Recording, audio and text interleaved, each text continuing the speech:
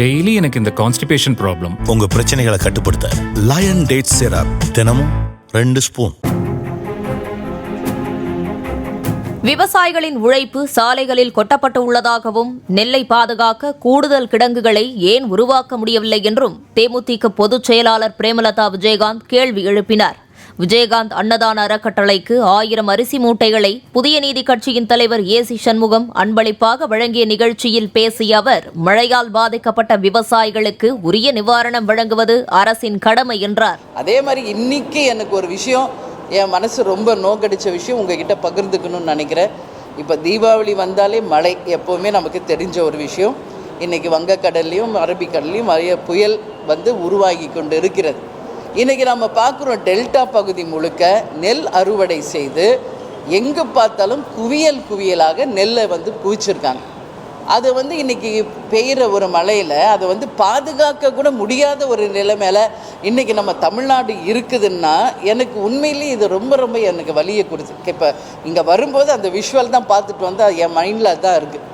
So ஒரு விவசாயி ஒரு நெல்மணியை பயிரிட்டதிலிருந்து அது விளைந்து அந்த நெல் கதிர் ஒன்று போய் சேர வேண்டிய இடத்துல சேரும் வரை அவங்க உயிரை பணையம் வச்சு தான் இன்றைக்கி விவசாயிகள் போராடுறாங்க. ஆனால் இன்றைக்கி அவங்க உழைப்பு வீணாக ரோட்டில் கொட்டப்பட்டு எல்லாம் முளை வீணாகக்கூடிய நிலைமையில் இன்றைக்கி லட்சக்கணக்கான டன் நெல் கதிர்கள் வீணாகிறத நிச்சயம் ஏற்றுக்க முடியாது. ஏன்னா இன்றைக்கி அரிசி தான் கொடுக்குறாங்க அண்ணன். இது கேப்டன் என்றைக்குமே சொல்கிறது, தன்னை தேடி வருபவர்கள் வயிறார உணவு அறிந்து போகணும், யாரும் பசியோடு போகக்கூடாது. இதைத்தான் வள்ளலாரும் சொன்னார். என்ன சொன்னார்? வாடிய பயிரை கண்ட போதெல்லாம் வாடினேன்னு சொன்னார் வள்ளலார். தன்னை தேடி வருபவர்களுக்கு உணவளியுங்கள் என்று சொன்னார். பாரதியார் என்ன சொன்னார்? தனி ஒரு மனிதனுக்கு உணவில்லை என்னை இந்த ஜெகத்தினை அழிப்போம்னு சொன்னார்.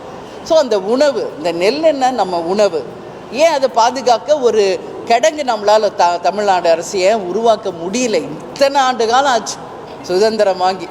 ஒரு பயிர் நெல்லை பாதுகாப்பாக வைக்கிறதுக்கு கூட ஒரு குடோன்ஸோ ஒரு ஷெட்டோ ஒரு பாதுகாக்கப்பட்ட இடமோ இன்றைக்கி வரைக்கும் நம்ம அமைக்கலைன்னா அப்போ நம்ம டெல்டாக்காரன், நானும் டெல்டாக்காரன் தான் அப்படின்னு சொல்லிக்கே பெருமைப்படுற அங்கே என்ன இருக்குது?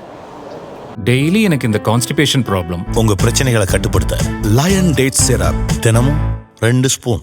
பிளே ஸ்டோர் மற்றும் ஆப் ஸ்டோரில் இருந்து பாலிமர் செயலியை QR கோடு மூலம் பதிவிறக்கம் செய்யுங்கள். செய்திகளை உடனுக்குடன் பெறுங்கள்.